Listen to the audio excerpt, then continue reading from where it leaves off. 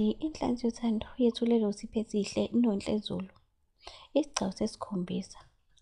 Aphuma uZondo lapha emsebenzini eyongena emotweni yakhe.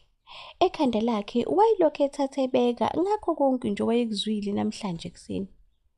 Wayesafisa ukuyopholisa ikhanda ukuthi kuphi kanjani naye akazi, kodwa wayezwa kahle ukuba cha acabangeke futhi-ke ingqondo lena imile. Ayisuse imoto yakhe eyikhipha kahle phakathi kwezimoto zabanye abasebenzi iziyophuma esangweni. Bavalelisane nonogada naye uZondo. Aqhubeke kuZondo ehamba lapha endleleni ecabanga. Omunye umqondo wawuthi akayoyithokozisa kulaba besimame abadayisa ngocansi. Kanti komunye wawuthi cha, akaye endaweni zokucima ukoma. Yazi iqinisiwe uma kuthiwa usathane uma usenkingeni uvela ahlasele. Akayena ngisho umuntu ophuza utshwala kuZondo.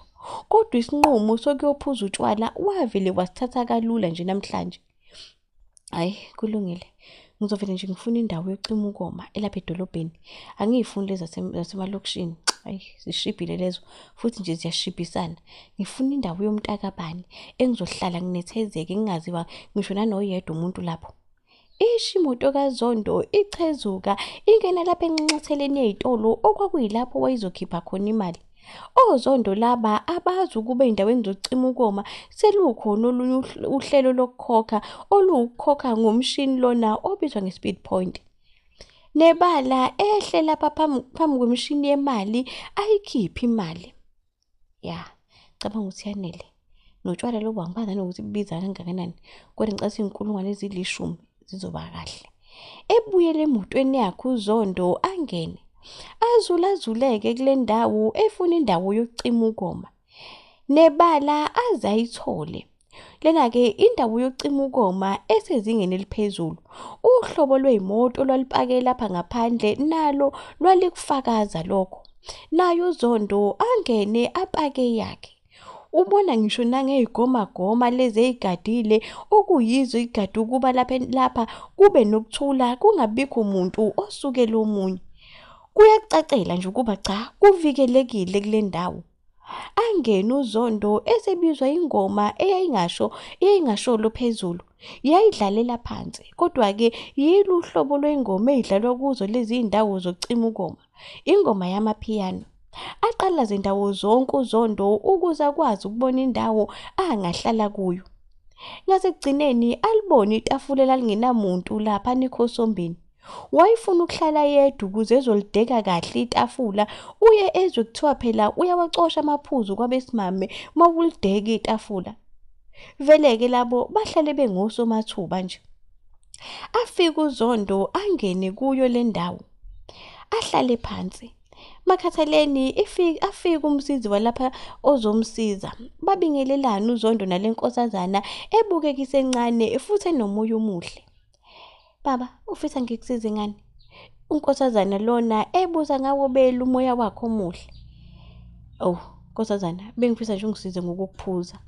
Baba, siney'nhlobo ey'ningi-ke la ekhaya, ukusuka nje kulobu okungamakani kuye emawayinini kuze kufike nje nakubo ogologo nje uqobo. Ayi, yini nje engangilungela? uZondo ebuza kule nkosazana. Iqaphele lokhu inkosazana lena ukuba shutha akuyena umuntu wamanzi amponjwana. Phela laba uthi ubabuza nje umuntu eshesha akutshela igama lento ayiphuzayo. Hhayi ukuthi yena abuze wena. Imcathulise kahle kuZondo le nkosazana. Yize yayinesifiso nje sokumkhuza ukuba lento ayiqalayo akayiyeke. Kodwa-ke kwangekho emandleni ayo. Ngikulethele baba namaqhwa. Kulungile ngane yami. Kukahle makunamaqhwa? Yebo baba. Ingane lena ibamba ukuhleka. Ibuye nabo ukutshwala lobu namaqhwa. Ibeke phambi kwakhe uZondo. Uzokhokha ngani baba? Uzokhokha ngesandla noma uzokhokha nge-speed point? Hayi ngizokhokha ngesandla. Kulungile-ke baba, bengicela uye laphana khona uzokhokha. Ikhomba inkosazana lena indawo okufanele ayokhokha kuyo. Baba utshwala obuthengile-ke utshwala be-1500 yes. Kulungile. Asukuma uZondo aye kuleyo ndawo okuthiwa ngakhokha kuyo. babe matasatasa-ke nabasebenzi bakule ndawo nabo besiza abanye abantu. Kodwa iningi labantu ababelapha babekhokha nge-speed point. Angabi nandaba-ke nakho lokhu uZondo abuye azohlala etafuleni. Alivule ikani lokuqala, alishayele ekhanda ngokukhulu ukushesha. Hawu madoda, esho elibeka lapha eceleni, lilanywe elinye ikani. Babelokhu betheleke njalo-ke abantu kule ndawo nalabo besifazane othola ukuba bafisa ukuhamba beyidlanzana labesimame bebeyijabulisa. Nebala lokhu-ke kungena amantombazane amathathu amahle kakhulu. Bathi buqala ukuzwela egazini likaZondo utshwala kwazise vele uwumuntu ongavamisile nje ukuphuza. Abaqhwebu uZondo ebamemela lapha etafuleni lakhe ukuze bengaze bebizwe lezi ingane ezincane. Hayibo, nazi izingane ezincane zizothatha amantombazane sibhekile. Habe, kanti thina sisaleleni pho? uZondo ewaqhweba futhi lamakhosazana. Aqaphele lokho ezizeshesha kuleli tafula. Nebala angene. Babingelelane kuZondo nalamakhosazana nobani ezithula. Cha, ningaphuza ma-ladies. uZondo evule elinye ikani. Wayisho kobani? Mayibabu, zisho zitheleke zakadalawane. Zibuvula utshwala lobu ziphuza. Ngokukhulu ukushesha bese liqala ukucaca itafula ukuba cha, engazi ukuthi sekufike nabanye. uZondo yena wayesekhulumela phezulu. Wayekhathazeke kakhulu uMamsi njengoba isikhathi sokufika kaZondo sasishaye saze sadlula.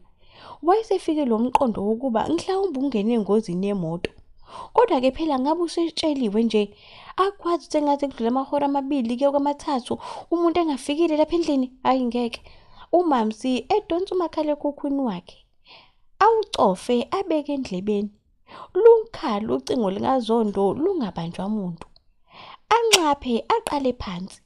Lukhale futhi ucingo alibambe. Hello?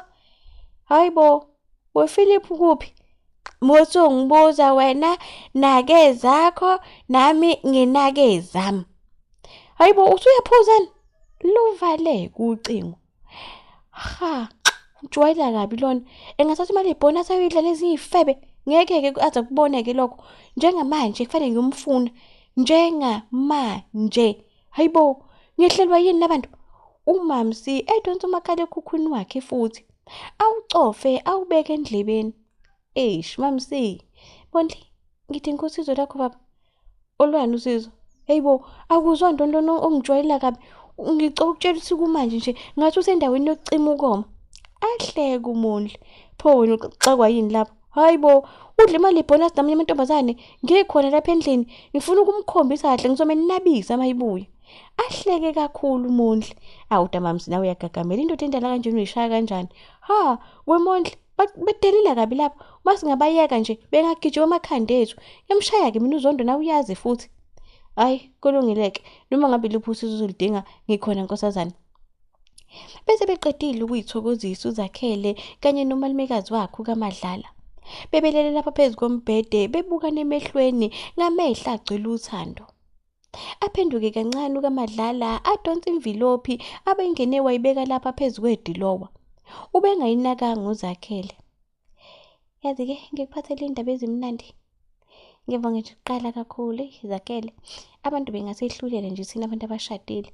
Sibhekene nezinkinga ezinkulu kakhulu abantu abazi.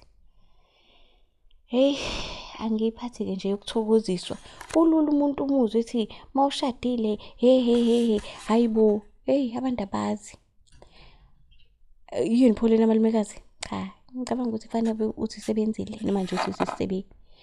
Yini-ke lena sisebe? Uvule ubone. Ayithatha uZakhele imvilophi lena ensundu athi ukuyipotopotoza mhlawumbe imali. Cha, kodwa-ke ayikho nje into eyayithi imali lena. Ayivule eseshesha. Afaka isandla adonsa amaphepha lawa aqhafazwe ndawonye ahlanganiswa. Nebala isandla sibuye nawo. Awafunde. Kwakumlahlekela kwakubhalwe kuwo njengoba kwakubhalwe ngesiLungu nje. Aqaphela kaMadlala lokho awathatha amaphepha esalele phansi kanjalo. Baby, amaphepha omsebenzi lawa ngiyaqasha. Hayibo, hayibo ngaze ngajabula. Hawu, kanti mhlambe nje isidingo sokuthi ujabule asikho. Umuntu ojabulayo la nomuntu obongayo lana imina. Eyi, ungikhulile bakithi kokuningi. Kodwa-ke okuningi-ke sithi uhamba siyokwenza emsebenzini sigcwade namaphepha akho nje njengomsebenzi omusha. Ngiyakuthanda Zakhele, konke engikwenzayo ngikwenzela wena Zix. Ngiyakuthanda kakhulu. Hawu, ngaze ngajabula. Hey madoda. Kulula-ke nje ukuthola umsebenzi. Ukhipha onakho ukuze uthole ongenakho. Bahleke bobabili. Baby, angibalelise manje sithando sami. Sekuyoze kufike ubaba phela ekhaya. Bese ngithi ngisuka nje Simphiwe. Lalela mntamkhwekazi. Nakho nje kufanele ngikubuze khona ngaphambi kokuba uhambe. Yini le baby? Angithi umama uthi umazisile ngokuthi emva komemulo usodinga ukuze ekhaya. Eyi, besikhetha alikhuluma lolo daba. Wathini umama? Ujabule hawu. Njengoba nje umuntu ongangajabuli indodakazi yakhe ifundile yazi yaqeda iphethe kahle. Hayibo baby, akuyinto encane leyo. Sithando sami, ngiyayiqhenya kakhulu ngawe mama. Futhi-ke nje akwazi. USimphiwe ebuka isithandwa sakhe. Sithuthukile. Yazi usuvele wamuhle nje. Ahleke usithuthukile. Wayesematasatasa uMantombela lapha elungisa umuthi ozoyochelwa phezu kwezindlu zakwamacele ukuze lithi liduma ntambama lidume nabo lapha kwamacele. Angene lapha endlini ewubeka phansi. Mzukuzwe amadoda. Ntambama nje ngifuna ukususe lokho. Ngifuna uthathe lo muthi uyovuvuzela phezu kwezindlu zakwamacele. Atoli kumtshebhula eshwashwada. Sihonga isikhova lapha nekhoneni sikhombisa ukuba cha lo myalelo esunikwayo sizowenza. Ngiyabonga kakhulu-ke bandlala kwethu. Bengicela namanje niphinde niwuhlabeni ulawule. Nisilalele lesi siqephu, nisabele izihlobo zenu, ni-like, ni-comment, ni-subscribe. Nginithanda ngothando olubomvu ngoba lungihlove liyangcola. Kazi-ke yini ezolandela? Awu kodwa Zakhele, yeyeni bakithi. Singesho lutho phela ngoba sekuyimpilo esiphilwa kulezi insuku zokugcina.